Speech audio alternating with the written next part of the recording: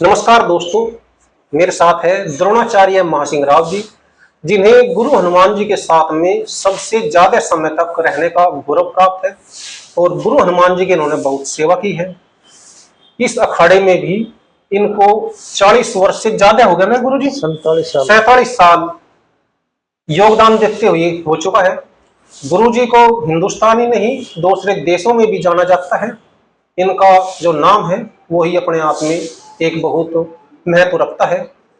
हिंदुस्तान में महासिंह राव के नाम से जाने जाते हैं और कुछ जगह तो इन्हें बिग लोयन भी कहा जाता है। महा माने बड़ा यानी कि बिग और सिंह माने शेर लोयन, तो इसलिए महासिंह राव जी का एक दूसरा नाम जो है वो बिग लोयन भी है।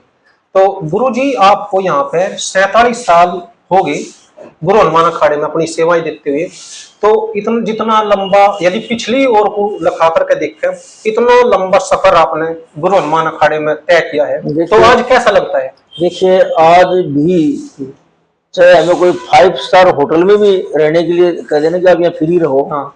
और यहाँ आकर के इस मिट्टी में हम सोते हैं तो जितना आनंद आता है यहाँ, इससे अच्छा और हमें कहीं नहीं आता। मैं 1978 में यहाँ आया था, 78 से 80-82 तक पहलवानी गिरी। 1983 में मैं यहाँ कोच लग गया था। हाँ जी। 83 में कोच लगा यहाँ पे, और तब से मैं कंटिन्यूस इसी अखाड़े से हर रोज जुड़ा हुआ हूँ। हाँ। अब भी मैं जैसे भोपाल में मेरे 4 साल का कॉन्ट्रैक्ट था, मैं जाता हूँ तो संडे को ज्यादातर इसी अखाड़े की खुशबू की मट्टी में खुशबू उसको लेने के लिए आता हूँ। मैं ये कहना चाहता हूँ कि जितना पीरियड ध्यान लगाया हमने, आज उसी मिट्टी की खुशबू की देन है कि हम चले आते हैं। बिल्कुल। अदरवाइज मान लो मैं साई का चीफ कोच रिटायर हुआ, मैं डायरेक्टर स्केल में रिटायरमेंट हुआ मेरा 87। हाँ जी। 100 की पे स्केल में बहुत सारे कोच रिटायर हो जाते हैं, चले जाते हैं। हाँ, और अपना काम धाम करते हैं, अपना घर चले जाते हैं।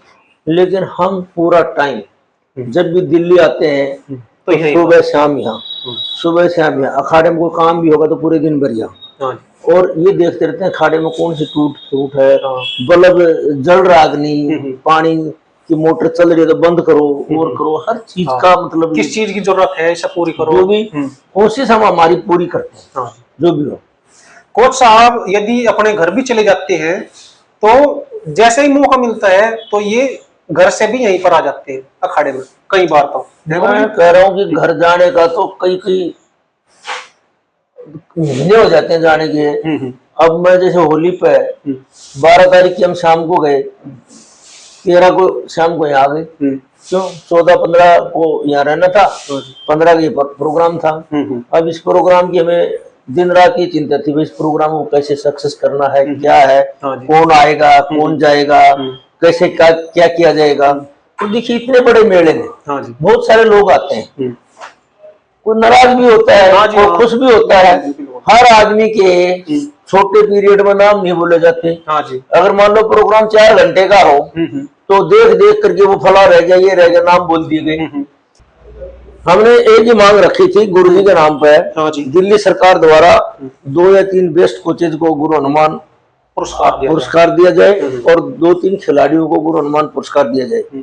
जिस प्रकार से ध्यानचंद जी के नाम से भारत सरकार ध्यानचंद खेल रत्न पुरस्कार देती है। पहले ध्यानचंद अवार्ड देती थी, अब उसको चेंज करके ध्यानचंद खेल रत्न पुरस्कार कर दिया, जो पहले राजीव गांधी के नाम से दिया जाता था। तो हम भी निवेदन यही किया हमने मैडम से, और मैडम ने सर स्वीकार किया कि मैं इस बात को मैं रखूंगी और इस कार्य को मैं करूंगी। और मैडम ने ये भी कहा कि जितनी दिल्ली के अखाड़ों की जो सुविधाओं के अभाव में है, मैं हर अखाड़ों को अच्छी सुविधाएं भी दूंगी। और गुरु हनुमान के नाम से जगह जगह अखाड़े भी है जी, बहुत जगह। अब गुरु हनुमान के नाम के अखाड़े की ब्रांच जगह जगह खुली है।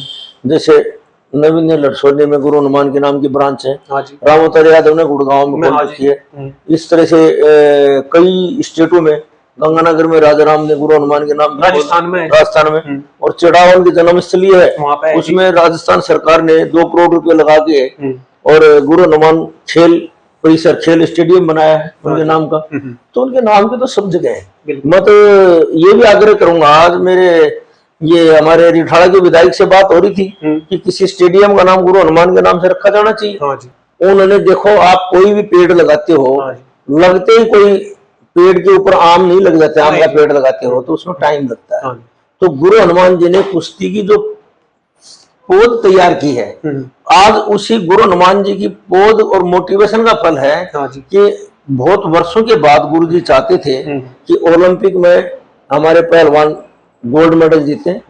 उस पौध का ही एक नतीजा है कि हमारे जैसे महाबली सतपाल पहलवान है, उन्होंने कड़ी मेहनत की। हाँ जी। छत्रसाल स्टेडियम में यहाँ से जाने के बाद तो उनके जैसे पहलवानों के ओलंपिक में कई मेडल आए जी। फिर एक आपके जैसा शिष्य है जी अनुज चौधरी पहलवान जी है, वे संभल में सीओ है, तो उनके बारे में जिस तरह से संजय सिंह ने एक तरह से ऐसा बेशब्दों में टिप्पणी की थी, तो इस विषय पर आपका क्या कहना चाहिए है जी? देखिए, मैं तो कहता हूँ संजय सिंह जी हो या कोई और हो, हाँ जी। समाज के सभ्य आदमी को हाँ जी। किसी भी बेतुकी प्रकार की टिप्पणी किसी के ऊपर नहीं करनी चाहिए। हाँ जी। वो एक अर्जुन अवार्डी खिलाड़ी है, ओलंपियन है, हाँ जी। 2 बार कॉमनवेल्थ गेम्स का सिल्वर मेडलिस्ट है, 2002 और 2010 में। हाँ जी। और मैं ये कहना चाहता हूँ कि वो अपनी एक ड्यूटी कर रहे हैं ईमानदारी से, जो फोर्स का एक अधिकारी है। हाँ जी। अब वो समाज में सौहार्दपूर्ण वातावरण बना करके कोई काम कर रहा है तो उसकी पीठ थपथपानी चाहिए, नहीं कि उसकी बुराई करनी चाहिए। देखिए, वो सभ्य इंसान है, वो भी किसी के ऊपर टिप्पणी कर सकता था। हाँ जी। लेकिन देखिए, आज के दिन अनुज एक रोल मॉडल है, पहलवानों के साथ साथ समाज का भी रोल मॉडल है। देखिए, लॉ एंड ऑर्डर को कंट्रोल करना, कैसे करना है, क्या करना है, कितनी भीड़ आ रही है, कितनी जा रही है, कौन आ रहा है, क्या कर रहा है। हाँ जी। तो ये पुलिस का काम है। हम कोई पुलिस में नौकरी नहीं करते। आज सुबह भी उसको आना था, लेकिन बोला मैं संबल में बिजी हूँ, आ नहीं पाया। इसे अखाड़े का पहलवान है। हाँ जी। आपके साथ में तो बहुत लंबा समय भी था। मेरे साथ बहुत लंबा समय रहा, हर जगह कुश्तियों हम साथ जाते थे, नेशनल में, इंटरनेशनल में, सब जगह जाते थे। तो मैं कहता हूँ कि इस तरह की बेतुकी टिप्पणी किसी को भी नहीं करनी चाहिए। अनुज चौधरी की यदि बात करें जी, तो ये किस उम्र में आया था आपके पास में? अनुज चौधरी यहाँ 13-14 साल की उम्र में आ गया था। अच्छा जी। और तब से यहीं रहा और बेजोड़ पहलवान रहा। और जब तक वो लड़ा तब तक अपने वजन का रियल हीरो था, कभी हारा नहीं। और 2010 में उसने कुश्ती खुद छोड़ी। 2010 में छोड़ दी? हाँ, 2010-11 के बाद उसने छोड़ दी कि अब उसके ऊपर पुलिस की लाइबिलिटीज आ गई थी, काम आ गए थे। तो वो अपने क्षेत्र में आज भी हीरो है। एक बार उसको जैसा अर्जुन अवार्ड था, अर्जुन अवार्ड नहीं दिया गया, एक बार वो भी तो करने पड़े थे जी धरना प्रदर्शन वहां पे बोट क्लब पे गए थे ना जब। देखिए, वो राजघाट पर धरने में बैठा था और उसकी ये फोटो लगी है, ये फोटो लगी हुई सुनील दत्त जी के साथ ये लगी हुई है। वो धरने में बैठा था, वो अपने सही राइट्स के लिए बैठा था और उसको अर्जुन अवार्ड दिया गया।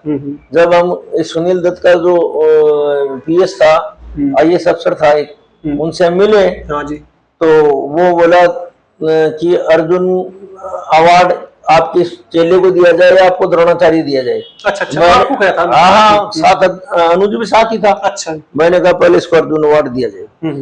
और फिर उन्होंने जैसे सनसन के बाद की बात है, नेक्स्ट ईयर की बात है, यह अनशन सुनील दत्त जी ने तुड़वाया था और नेक्स्ट ईयर इसको फिर अर्जुन अवार्ड दिया गया था। सुनील दत्त जी ने ये करी थी वो घोषणा वहां पे उस समय पे जी कि भाई अब की बार तो समय निकल गया, लेकिन अगली बार यदि अर्जुन अवार्ड मिलेगा तो आपको मिलेगा। हाँ, वो बिल्कुल मिला। और 2004 में फिर अर्जुन अवार्ड इसको मिला और 2005 का द्रोणाचार्य मुझे मिला। अच्छा जी। आपको फिर जब अर्जुन पुरस्कार अनुज चौधरी को मिल गया उसके बाद मिला द्रोणाचार्य मेरे को दूसरी साल मिला, अगले साल मिला। ठीक। और सुनील दत्त जी ने उस समय पे एक घोषणा और भी करी थी, हालांकि वे फिर एक्सपायर हो गए थे सुनील दत्त जी। उन्होंने ये भी वादा किया था कि भाई हम अनुज चौधरी को लेके एक फिल्म भी बनाओगे, लेकिन उसके बाद फिर वो परवान नहीं चढ़ी थी बातें और सुनील दत्त जी एक्सपायर हो गए थे। इसके बाद में जैसा कोच साहब आपने बहुत सारा लंबा समय बिता, तो अनुज के साथ किन किन राज्यों में गई जी आप इसको लेकर के लड़ाने के लिए? हर स्टेट में गए, हिंदुस्तान में जहां जहां भी नेशनल हुआ, जहां भी हुआ, हर स्टेट में अनुज के साथ गए। दिल्ली में नहीं हो गए, हरियाणा, पंजाब, महाराष्ट्र, कर्नाटका, जहां जहां भी हुए, राजस्थान, जहां जहां भी नेशनल है, हर नेशनल में अनुज के साथ गया। और सुनील दत्त जी ने कहा था, शायद वो उस टाइम में वो नहीं कर पाए। अब अनुज के ऊपर एक फिल्म बन रही है, मैं आपको पहले बता दूं, और जल्दी ही बनेगी। अनुज का कई बार फोन आ गया कि वो फिल्म वाले पूछ रहे हैं कि आप कब मिलेंगे, तो उसको जिस तरह से आपको बता रहे हैं इस तरह से अनुज की पूरी हिस्ट्री मुझे यहाँ बतानी है, कब आया, क्या हुआ, कैसे कैसे इसके डिफिकल्टीज आई। एक बार अनुज का पासपोर्ट भी किसी ने चोरी कर लिया था, बताया था चोरी कर लिया था, मुझे मालूम है। और मैं अनुज नेक्स्ट डे टीम जानी थी। हाँ जी हाँ। तो मैं अनुज डीसीपी था महावीर सिंह, अच्छा जी, उसके पास गया, उसने तुरंत चिट्ठी बनाई और दूसरे दिन हमें पासपोर्ट मिल गया। अनुज को भेजा बाहर, और बाहर से गोल्ड मेडल जीत करके लाया वो। इसके कमरे में से उठा लिया था जी किसी ने, आपस में किसी ने उठा लिया, किसी ने उठवा दिया होगा, नहीं आओ जो भी हो, लेकिन हुआ था जी। ये वाक्य हुआ, उसका पासपोर्ट चोरी हो गया था। और मैं अनुज गए और दूसरे दिन पासपोर्ट बनवा के और वीजा लगवा के, और जब दूसरे और जब भी हमारे पहलवान, चाहे राजीव तोमर हो, सुजीत मान हो, अनुज चौधरी हो, या और दूसरे पहलवान जब भी इंटरनेशनल में बाहर कुश्ती लड़ने जाते थे, तो उनको मैं साथ बैठा करके गाड़ी में एयरपोर्ट पर छोड़ के आता था। अच्छा, सबको अपने आप छोड़ के छोड़ के आता था, और जब आते थे तो एयरपोर्ट से वापस अखाड़े में लेके आता था। अच्छा जी, एयरपोर्ट पे से। हाँ। अनुज पहलवान जी के यहाँ पे मतलब जैसा जोर होते थे, वे किसके साथ होते थे ज्यादा जी? देखिए, अनुज के जोर जैसे कभी सुजीत मान से हो गए, कभी राजीव तोमर से हो गए, कभी और भी उसके साथ के, जैसे कुलबीर था, और था 2 4 5 लड़के हमारे और थे, उनसे आपस में इनके जोर होते थे। अच्छा जी। कि यदि आपने एक बार एक ऐसी बात कही थी कि यदि पहलवान केवल इन दावों का भी अभ्यास कर ले तो वो पहलवान बन सकता है। उसमें आपने शायद कुछ इस तरह से कहा था कि भाई जैसा भारंदाज और ऐसी कही थी, फीतले है जी, 2-3 चीज कही थी। तो कौन कौन से दाव बताए थे आपने? देखिए, मैं आपको ये कहना चाहता हूँ कि आज के दिन कुश्ती है ना, वो साइंटिफिक होगी। हाँ जी। और जो साइंटिफिक तरीके से आप उसको इम्प्लीमेंट करोगे तो आज के जमाने की कुश्ती में कामयाब हो सकते हो। हाँ जी। आप में अच्छी स्पीड होनी चाहिए, अच्छी एंडोरेंस होनी, अच्छी फ्लेक्सिबिलिटी होनी चाहिए, एजिलिटी होनी चाहिए। और मोस्टली जैसे फ्री स्टाइल के बच्चे सिंगल पट, डबल पट लगे, दस्ती खचे, लोकान करें, और जैसे कोई भी स्पीड की मूवमेंट क्लाजंग करें, धोबी मारे, ढाक मारे। इसके अलावा ऊपर आने के बाद ग्राउंड में अगर हमारा भारंदाज और फितले मजबूत नहीं होंगे तो हम बहुत पीछे रह जाते हैं। ग्राउंड रेसलिंग ऊपर आने के बाद पहलवान की मजबूत होनी चाहिए। जरूरी ये नहीं है कि ऊपर आएगा और पकड़ू बैठा वो रेफरी छुटवा देगा। कोच का कुश्ती टाइम में रहना बहुत जरूरी है। वो एक एक चीज को नोट करता है, कहाँ मिस्टेक होती है, कहाँ नहीं होती, हर चीज को वो नोट करता है, और उसी के हिसाब से कुश्ती चलती है। कुश्ती 3 मिनट 6 मिनट का टाइम होता है। अब उसमें क्या मूवमेंट करना, कैसे बचना है, कैसे रोकना, क्या करना, क्या मूवमेंट करना है, ये कोच का रोल बहुत बड़ा होता है उसमें। अब आप मतलब कितना समय देते हैं जी यहाँ? जब कब कितने दिन में आते हैं जी गुरु हनुमान? मैं जब भी आता तो मेरा मन गुरु हनुमान अखाड़े में लगता है। ठीक जी। जब भी आते हैं तो यहाँ पर एक बार जरूर आने की वो करते हैं। बिल्कुल।